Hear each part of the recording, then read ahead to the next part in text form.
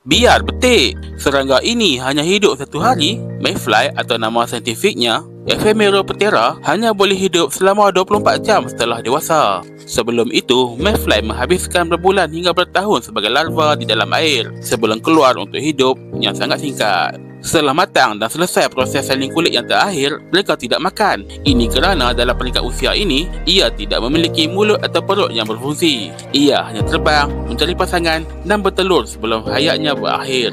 Seekor Mayfly betina mampu menghasilkan sehingga 10,000 telur sepanjang sehari hayatnya. Walaupun singkat, Mayfly memainkan peranan penting dalam ekosistem, menjadi makanan utama pada ikan dan burung. Oh, Encik Mayfly, apa khabar? Khabar baik. Cantik cuaca hari ni kan?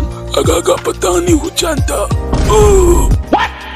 Hidup ini singkat. Kita perlu memanfaatkannya sebaik mungkin. Adakah anda setuju? Kongsikan di ruangan komen. Yang belum subscribe, jangan lupa subscribe tau.